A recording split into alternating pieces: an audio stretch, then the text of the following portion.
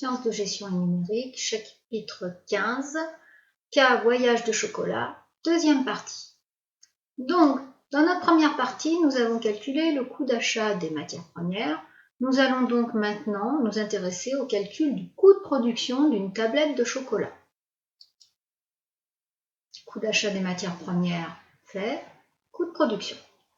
Donc, pour produire une tablette de chocolat noir bio 85% de cacao, on m'informe qu'il me faut 85 g de pâte de cacao, 10 g de beurre de cacao, 5 g de sucre, des emballages.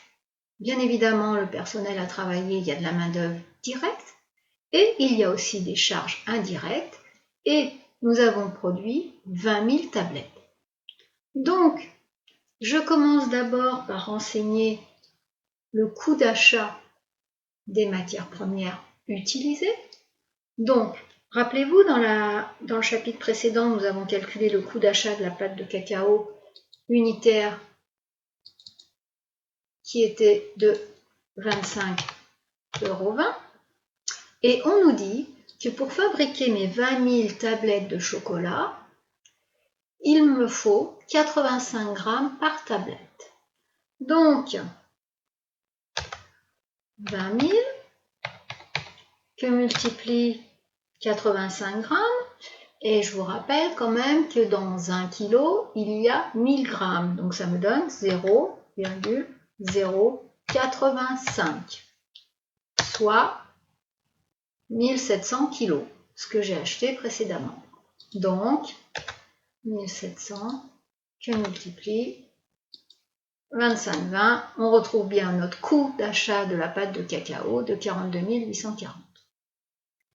Le coût d'achat du beurre de cacao, vous l'avez déterminé à 21,20 € et il m'en faut 10 g. Donc, 20 000 tablettes que multiplie 10 g, soit 0,01 kg. Il m'en faut donc 200.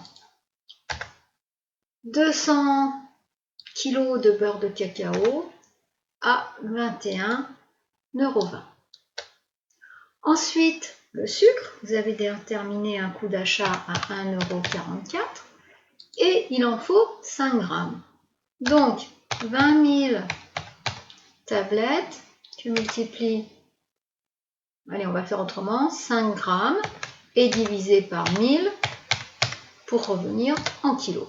Donc, j'en ai consommé 100 kg à 1,44 €, soit 144 €. Les emballages. Alors attention, il y a un piège. On nous dit qu'on a 20 000 emballages à 6 € les 100. Donc, ok, j'ai 6 €, mais c'est les 100. Donc, il faut que mes quantités, c'est 20 000 divisé par 100.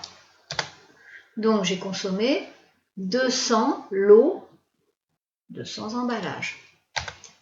Alors, 200 fois 6, mes emballages représentent 1200 €. Ensuite, la main-d'œuvre directe, c'est-à-dire le nombre d'heures que le personnel a passé dans l'atelier pour produire les tablettes de chocolat. Alors, on me dit que ce mois-ci, on a travaillé 300 heures, mais il n'y a que 45% des heures qui est pour la tablette de chocolat noir bio 85%. Donc, 300 heures qui multiplie 45%, on a passé 135 heures. Les heures sont valorisées à 34 €. Donc, la main-d'œuvre directe a travaillé pour 4 590 € pour ce produit. Charge indirecte de production. Alors, on me dit que c'est 26 € par heure de main-d'œuvre directe. Bon, combien ai-je passé d'heures de main-d'œuvre directe? J'en ai passé 135 et elles sont valorisées à 26 €. Donc, ce qui me donne 3 510 €. Pour calculer mon coût de production, eh bien, je vais additionner tout ça. Donc, je vais faire la somme quand même de tous ces montants. Donc, j'en ai pour 56 524 Et la question que je me pose surtout, c'est combien ai-je fabriqué de tablettes? Eh bien, j'ai fabriqué 20 000 tablettes. Donc, ce coût de production, il est pour 20 000 tablettes. Donc, pour savoir quel est le coût de production d'une tablette, eh bien, je prends mon temps divisé par quantité, et le coût de production d'une tablette est de 2,83 €. Donc, j'ai déterminé le coût de production d'une tablette de chocolat noir bio 85% de cacao. Il est de 2,83 € par tablette, et comme j'en ai produit 20 000, j'ai un coût total de 56 524. Donc, que devons-nous retenir?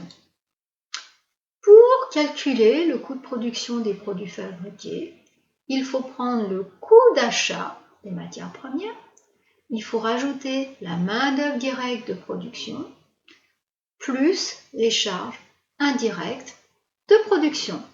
Et surtout faire très attention aux quantités, aux heures, aux kilos, aux grammes, à tous ces petits détails qui viennent nous perturber.